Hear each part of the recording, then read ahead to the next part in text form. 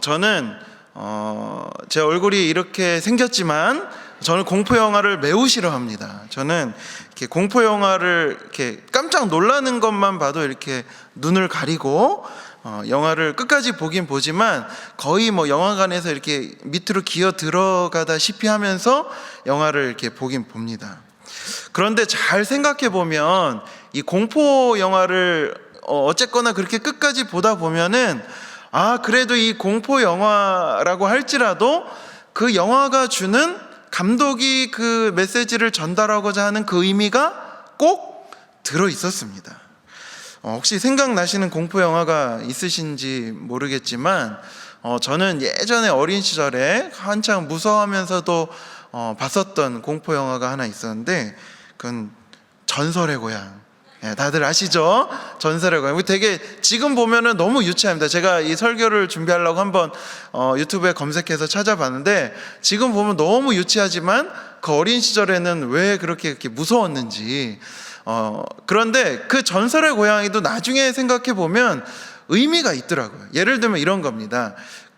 제가 찾아본 것 중에 하나는 이게 동생 귀신이 나오는데 동생 귀신은요 부모한테 이렇게 억울하게 죽었어요. 억울하게 이게 자기가 죽었는지 죽임을 당했지 정확하게 기억은 못하겠지만 어쨌든 부모가 그 죽음을 은폐하고 그렇게 있었는데 나중에 동생 귀신이 나타나게 된 거죠. 아무도 모른 채 지내고 있으니까. 그래서 나중에 이 동생 귀신으로 인해서 이 죽음이 밝혀지고 그 부모가 죄값을, 그에 연루된 사람들이 죄값을 치르는 이런 이야기들. 이 이야기를 통해서 전달하고자 했던 메시지가 무엇일까요? 아무리 거짓이 가려질지라도 진실은 바르게 드러나기 마련이다. 그러니까는 올바르게 진실되게 살아라 라는 메시지가 아니겠습니까? 그래서 그걸 보면서 마지막에 그 진실이 밝혀짐으로 인해서 일종의 그 카타르시스를 경험하기도 합니다. 이 판타지 영화도 마찬가지입니다. 저는 이제 예전에 반지의 제왕을 좋아해서 몇 번 본 적이 있는데요. 거기서도 보면 악한 세력이, 상징적인 인물들이 나오고 선의 세력이 나와서 막 싸우다가 처음에는 악의 세력이 강한 것 같기도 하고, 그리고 중간에 골룸이라는 그 막 왔다 갔다 하는 애 있어요. 왔다 갔다 하는 애. 걔를 통해서도 이게 전세가 역전될까, 여기로 갈까 하다가 결국에 나중에 선이 승리하면서 마지막에 희열을 느끼게 되는 그런 경험을 했습니다. 우리가 요한계시록이라는 말씀을 볼 때도요, 이것을 좀 기억하셨으면 좋겠습니다. 의미를 기억한다라는 것. 이 글을 쓴 저자가 주고자 했던 메시지, 내용이 무엇일까를 기억하는 것, 그 의미를 기억하는 것이 그래서 중요합니다. 그래서 저도 예전에 처음에 요한계시록을 접했을 때는 너무 무섭고 읽어도 괜히 계속 읽으면 읽을수록 내가 이단에 빠지는 듯한 기분이 들어서 아예 접하지 않았던 그런 기억이 있습니다. 하지만 그 의미를 기억하면서 찬찬히 읽어가시면 이 요한계시록이라고 하는 책은 위로와 소망을 전달해 주려는 놀라운 하나님의 말씀이다라는 사실에 감동을 받게 됩니다. 아마 우리는 이미 위임 목사님께서 이 배단위반 강의를 통해서요, 요한계시록이 어떤 책인지 다 잘 알고 계실 겁니다. 그래서요, 이 홈페이지에 저도 이제 이거를 준비하면서 홈페이지에 올라와 있는 이제 위임 목사님께서 하신 배단위반 10일 강의를 다시 들었습니다. 아주 잘 나와 있습니다. 그래서 여러분들도 그거 들으시면 됩니다. 그럼 이제 설교가 끝이냐? 네. 그러나 이 요한계시록은요, 계속 반복해서 들어도 나쁠 것이 없더라고요. 왜냐하면 또 요즘 같은 때에 어떤 사람이 이 코로나 바이러스를 이용해가지고 막 종말이다라고 막 분위기를 조장하는 사람들도 막 생겨나고 있더라고요. 그리고 그 이전에도 이 요한계시록을 가지고 막 이상하게 해석하고 이단들이 이걸 가지고 이용해서 계속해서 우리의 생각과 우리의 신앙과 우리의 정신을 흐리게 만든 이 세태들이 여전히 있기 때문에 우리는 이 반복적인 메시지를 통해서 요한계시록을 계속해서 바르게 이해하고 받아들여야 할 줄로 믿습니다. 자, 먼저 우리가 새벽에 저희는 이 말씀과 함께를 이용해서 같이 말씀을 같이 알아가고 있는데요. 아마 여러분들이 제가 미리 공지를 하지 않았기 때문에, 그렇다 오후 예배 한다고 이거 가져오세요라고 제가 공지할 수는 없기 때문에 제가 이거를 찬찬히 읽어 드리면서 여러분들과 함께 좀 요한계시록이 이런 책이구나 같이 말씀을 나누면 좋을 것 같습니다. 자, 여기 요한계시록 해설에 보시면은요, 그리스도와 교회의 최후 승리 드라마, 이렇게 제목을 달고 있습니다.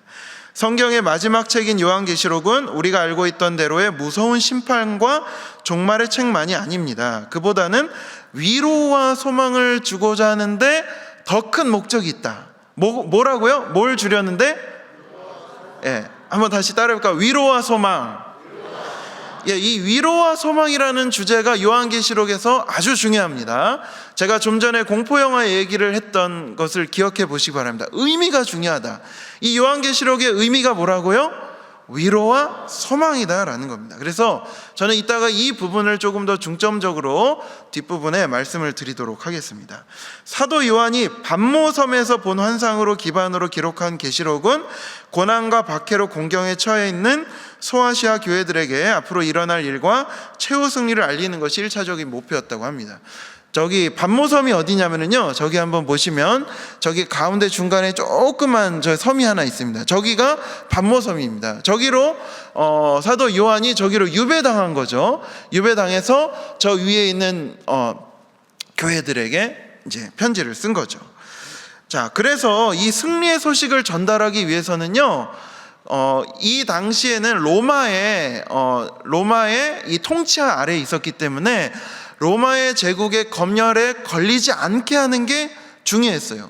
위로와 소망을 전달하는데, 자, 그러니까는 예수 그리스도를 반드시 제대로 믿어라 라고, 그리고 저 황제는 거짓이다 라고 얘기했었으면은 바로 검열에 들어가서 다 잡아서 죽었을지도 모르죠. 그래서 이것을 서로 간에, 교인들과 요한 간에 알 수 있는 상징적인 언어, 누구라도 이 상징을 들으면은 그래, 이거는 이거를 의미하는 거구나 라고 알 수 있는 상징적인 언어로 표현되는 게 중요했었습니다. 그렇기 때문에 이 요한계시록이 우리 그 당시의 상징들이기 때문에 오늘날 2020년을 살고 있는 우리들에게는 다소 어려울 수 있다는 거죠. 그래서 이 계시록은요, 어떤 장르냐고 하냐면 묵시문학이라고 합니다. 묵시문학은 뭐냐면은 하나님이 어떤 진리를 사람이 깨우치도록 드러낸 장르입니다. 그러니까 좀 어려운 내용이 있고 상징적인 내용이 있는 것들은 묵시문학이라고 볼 수 있어요. 다니엘서 같은 경우도 묵시문학의 한 종류입니다. 자, 그래서요, 이 압제자들의 검열을 피하기 위해서 은밀한 암호, 언어, 그리고 상징들을 사용해서 환난 가운데 이 신앙생활하는 게 너무 고되고 힘든 이 그리스도인들을 위로하고 격려하고자 이 책을 썼다라고 합니다. 요한계시록도 이런 배경을 따라서 당시 로마 제국의 박해와 이 세속화의 유혹에도 불구하고 믿음과 인내를 지켜나가는 그 성도들에게 무엇을 주고자 합니다? 위로와 소망을 주고자 함이라는 겁니다.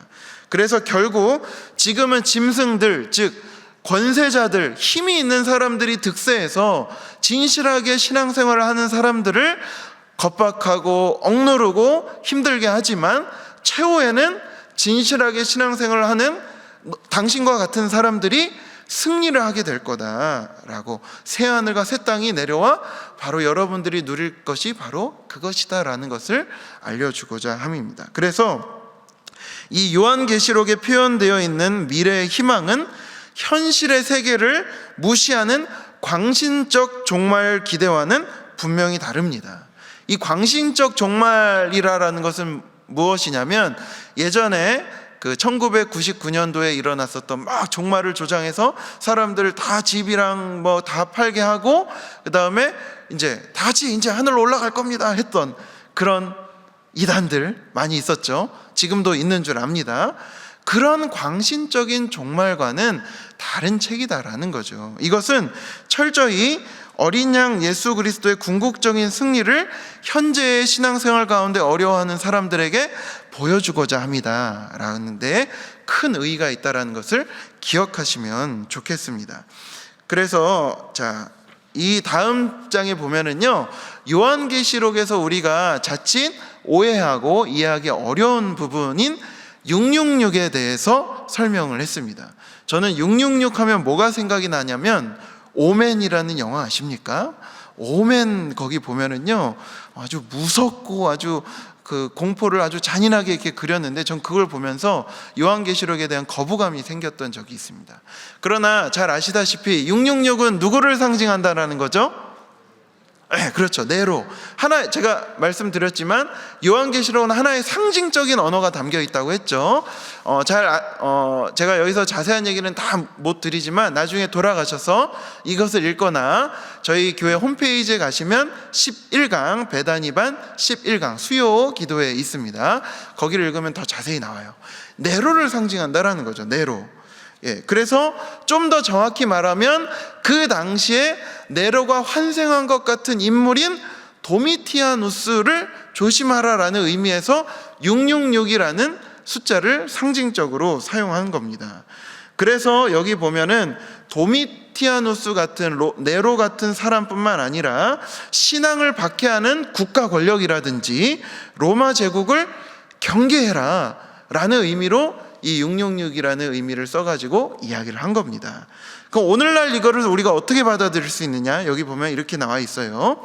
주후 1세기 말에 로마 제국 시대만을 생각할 것이 아니라 시대와 장소를 초월해서 하나님을 대적하는 모든 압제적이고 불의한 세력이 이에 해당한다라고 할 수 있습니다. 그래서 오늘날에도 진실한 신앙인들을 억압하고 또 연약한 사람들을 계속해서 억누르는 어떤 세력들, 사람들을 일컬어 이런 666과 같은 사람이다, 즉 악의 세력과도 같은 사람이다라고 말할 수 있다라는 겁니다. 그래서 여러분들이 나중에 이 부분에 대해서 읽어보시면은 좀 더 잘 이해를 하실 수 있을 것 같습니다. 그러면 이런 의미와 소망을 중심으로 요한계시록은 어떤 구조를 가지고 쓰여졌느냐 하면은요, 이제 위임 목사님께서 주신 자료입니다. 보시면 1장은요 서론이 나와 있어요. 서론이 나와 있고 2에서 3장은 7교회 나오는 거 아시죠? 우리 새벽기도 나오시는 분들은 아실 겁니다. 에서버드 서빌라라는 그 교회에 주시는 말씀.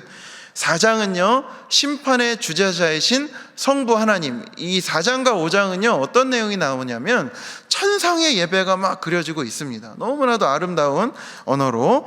그래서 4장은 성부 하나님, 5장은 성자 예수님에 대해서 나옵니다. 그리고 6장과 8장은 7인이 떼어지는 장면들이 막 나오면서 심판이 나오고 8장과 11장은 7 나팔에 대해서 나옵니다. 그래서 이 나선형 구조로 되어 있다라고 하는데 이것에 대해서 좀 더 궁금해 하시는 분은 나중에 새벽에 나오시면 됩니다. 그리고 12장과 13장은 박해의 주범인 용 그리고 그 하수인들에 대한 자세한 이 내용이 나옵니다. 그리고 핍박의 이유와 핍박의 내용이 무엇인지를 자세히 기록하고 있고요. 14장은 광명한 천상의 이 구원받은 세계에 대해서 보여주고 있습니다. 그래서 교회를 격려하고요, 짐승을 경배하는 사람들에 대한 경고가 기록이 되고요. 15장, 16장은 아까 이제 이어가지고 7 대접이 나오고, 그리고 17, 19장은 이 7번째 대접에 대한 주제에 대한 심화와 강조하고 마지막으로 재림, 새하늘과 새 땅에 대한 결론으로 마무리를 짓는 장면이 나옵니다. 이것에 대해서 조금 더 자세한 설명이 필요하시다, 저 구조에 대해서도 좀 더 궁금하다 하시면은요, 새벽에 위임 목사님께서 하시니까는요, 궁금하시면 새벽에 어떻게 하면 돼요? 나오시면 됩니다. 집이 멀어서 못 나오신다 그러면은 인터넷 홈페이지를 참조해서 들으시면 되겠습니다. 그래서 제가 오늘 아까 말씀드렸던 바와 같이 오늘은 이 요한계시록의 이런 간략한 개관을 가지고 의미를 중심으로 여러분들과 함께 말씀을 나누려고 합니다. 아까 처음에 계속해서 반복해서 말씀드렸듯이 요한계시록은 위로와 소망이라는 큰 그림을 가지고 사도 요한이 써 내려간 겁니다. 여기에 나오는 표현들이 어떻게 보면 무시무시한 표현들이 많은데 이게 어떻게 위로와 소망이 될 수 있는가?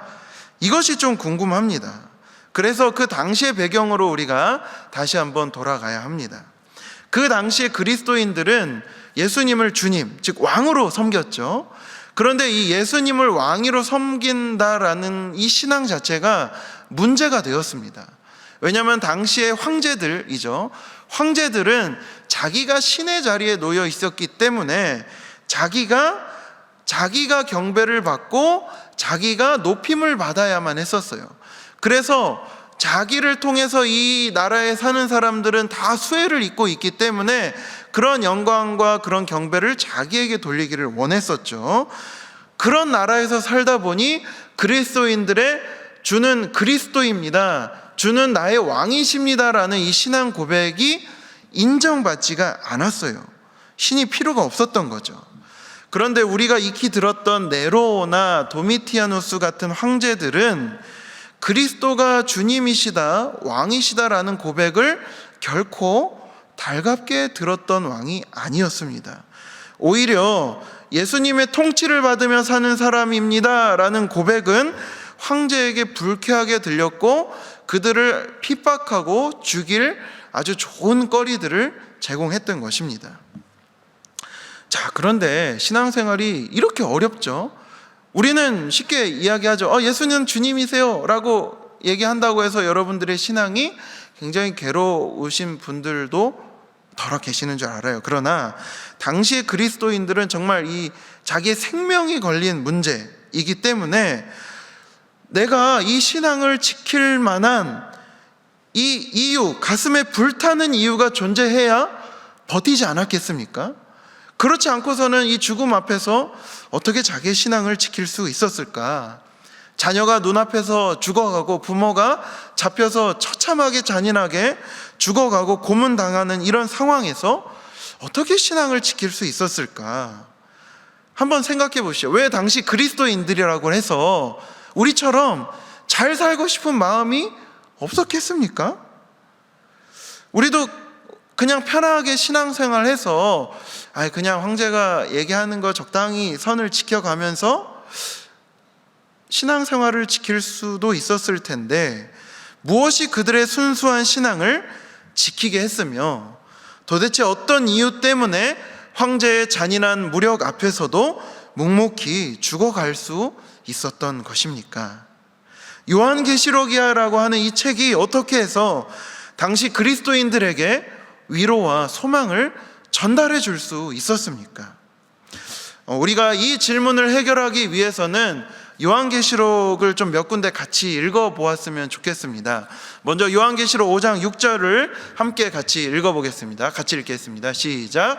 내가 또 보니 보좌와 내 생물과 장로들 사이에 서 있는데 일찍이 죽임을 당한 것 같더라. 그에게 7뿔과 7눈이 있으니 이 눈들은 온 땅에 보내심을 받은 하나님의 7 영이더라. 이어서 5장 12절도 함께 읽겠습니다. 큰 음성으로 이르되 죽임을 당하신 어린 양은 능력과 부와 지혜와 힘과 존귀와 영광과 찬송을 받으시기에 합당하도다 하더라. 아멘. 요한이요, 이 장면은 뭐냐면 천상의 예배 장면을 자기가 보게 된 거예요. 그런데 이 천상의 예배 장면에서 정말로 경배를 받고 정말로 존귀와 영광과 찬송을 받으시는 분이 누구더라? 어린 양 예수인데 그 앞에 있는 표현을 보세요. 일찍이 죽임을 당한 것 같더라. 죽임을 당한 어린 양이 거기서 가장 높이 영광을 받고 있다라는 겁니다. 죽임을 당했다라는 건 뭡니까? 희생당한 어린 양이 천상의 예배에서 하늘나라에서는 영광과 찬송을 받는다라는 겁니다. 자, 우리 이어서 요한계시록 7장 17절 한번 읽어보겠습니다. 시작. 이는 보좌 가운데 계신 어린 양이 그들의 목자가 되사 생명수 샘으로 인도하시고 하나님께서 그들의 눈에서 모든 눈물을 씻어 주실 것임이라. 아멘. 이 말씀은 어떤 말씀이냐면 이제 하나님 앞으로 모든 정말 인침을 받은 무리들이 나와요. 여기서 14만 4천 명이 나오는데 이거 신천지 아닙니다. 궁금하신 분은 다시 여러분 베다니 강의를 확인하시면 돼요. 이 신천지 아니에요. 말도 안 되는 거죠. 이 인침을 받은 무리들에게 하시는 말씀이에요. 그런데 이 인침을 받은 무리들이 어떤 무리들이냐면 어린 양에 씻긴 사람들이다라는 표현이 나와요. 어린 양에 씻긴 사람들이 누굽니까? 즉 이 어린 양처럼 희생하고 자신의 목숨까지도 내어주는 사람들이 이 어린 양이 그들의 목자가 되어주고 그들의 눈물을 씻어주신다라는 거예요. 이 땅 가운데에서 희생하고 예수님과 같이 희생하고 자기 목숨을 내어주는 그 사람들 하나님 앞으로 나와오며 그들의 수고와 그들의 아픔과 그들의 눈물을 하나님이 어린 양이 친히 닦아주신다라는 거죠. 그럼 이 말씀을 다르게 표현하면 어떤 말씀입니까? 남의 눈에서 피눈물 나게 하고 남의 삶의 터전을 빼앗은 모든 자들, 타인을 압박하고 자기만을 위해서 살아가는 사람들, 자신의 명예와 자신의 이익을 위해서 다른 사람을 누르고 다른 사람을 존귀하게 대하지 못한 모든 자, 약한 사람 억누르고 자신의 자리와 영달을 위해서 타인의 생명 하나쯤은 귀하게 여기지 않은 그런 모든 자들, 하나님 그런 자들의 눈물을 기억하지 않으시고 씻어주시지도 않는다라는 겁니다. 오히려 하나님은 그런 자들을 모른다고 여기실지도 모릅니다. 그들에게는 미래가 없습니다. 그들은 오히려 소멸되어 버릴 것이고 그들이 세워놓은 모든 것들도 하루아침에 사라질 것이다 라는 메시지를 담고 있는 거예요. 자, 우리 계속해서 읽어보겠습니다. 요한계시록 12장 11절입니다. 또 우리 형제들이 어린 양의 피와 자기들이 증언하는 말씀으로써 그를 이겼으니 그들은 죽기까지 자기들의 생명을 아끼지 아니하였도다. 이어서 오늘 말씀 읽겠습니다. 17장 14절. 그들이 어린 양과 더불어 싸우려니와 어린 양은 만주해 주시오 만왕의 왕이심으로 그들을 이기실 터이요 또 그와 함께 있는 자들 곧 부르심을 받고 택하심을 받은 진실한 자들도 이기리로다. 아멘. 계속 반복해서 나오고 있습니다. 결국에 어린 양과 같이 자신의 신앙을 지키며 희생하고 목숨을 내어준 사람들, 하나님이 종말에 가서 그런 자들을 이기게 하시고 하나님이 그들을 부르시면서 이 어린 양의 잔치에, 생명잔치에, 하늘나라 잔치에 그들을 초대하시겠다라는 겁니다. 그래서 그 영광을 함께 누리게 하겠다라고 요한계시록은 그렇게 기록하고 있는 겁니다. 요한계시록에는요, 어쩌면 당시에 그리스도인들이 당했던 그 모진 순환과 고난보다도 더 무시무시한 심판을 기록한 이유가 바로 이런 이유 때문일 겁니다. 정말 말로 다 할 수 없는 그 잔인한 고문, 그 죽음 앞에서 이들이 보상받을 길이 무엇이 있겠습니까? 바로 그렇게 죽임을 당한 사람들이, 연약한 어린 양과 같은 사람들이 궁극에 가서 어린 양과 같은 자리에 놓이며 그런 사람들은 오히려 전세가 역전이 될 거다라는 겁니다. 그랬을 때 이 그리스도인들이 이 요한계시록을 읽었을 때에 그 희열과 감동, 우리의 신앙을 지켜갈 만한 거구나, 내가 이 자리에서 희생할 만한 거구나 라고 마음을 다잡고 그들의 신앙을 이어가지 않았겠습니까? 그런데 원래 황제라는 자리는 마땅히 이런 사람들을 보호하고 지켜야 마땅한 자리인데 그 자리를 이용해서 자기만 살아가려고 발버둥치며 자기를 경배하고 자기 자리를 지키고 수단과 방법을 가리지 않고 그렇게 살아갔기 때문에 하나님은 최후의 그런 사람들에게 심판을 내리실 것이며 현재의 그리스도인들을 그 신앙을 지키며 살아갈 수 있도록 격려했을 것입니다. 지금 저렇게 하늘 높은 줄 모르고 권력을 휘두르는 저 황제, 걱정하지 마라. 내가 머지않아 와서 너의 그 신앙을 내가 인정해 주리라. 그렇게 격려해줄 겁니다.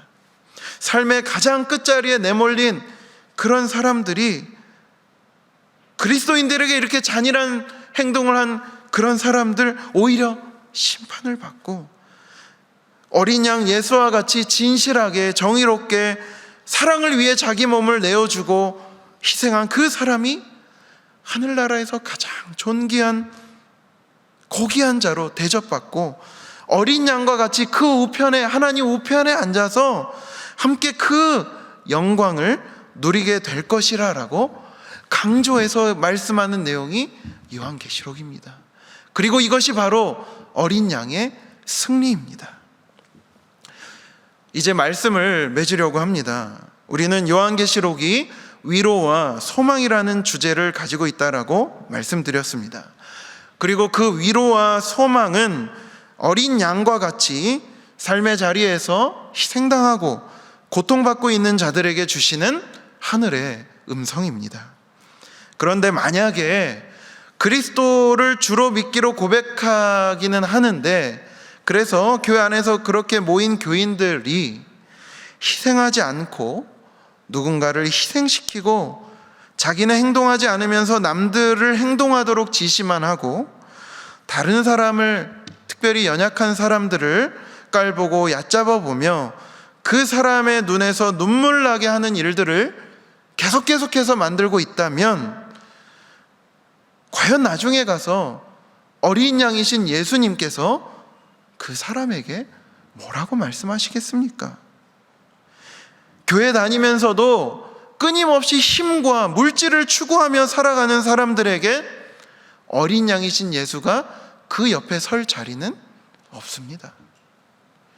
하지만 늘 뒤에서 다른 사람을 위해 자신이 희생하며, 이런 사람들은 희생했다고 생각하지도 않아요. 그리고 묵묵히 자기 자리를 지키고 다른 사람을 늘 높이고 자신이 당하는 희생으로 인해 손해가 막심하고 그리스도를 믿는다는 그 양심을 지키기 위해서 직장에서 여러 군데에서 손해보는 사람들, 또 이런 사람들은 힘이 없어요. 힘이 가진 것도 없는 사람들이 많아요. 그런데 하나님께서는 이런 사람들에게 요한계시록을 통해서, 그래, 하늘나라의 자리는 바로 너와 같은 사람의 것이다, 어린 양과 같이 희생한 사람들이 누릴 자리가 바로 내 옆자리다 라고 위로와 소망을 주겠다라는 겁니다. 이런 사람들을, 훗날의 영광은 지금의 고난과 좋게 비교할 수 없다는 겁니다.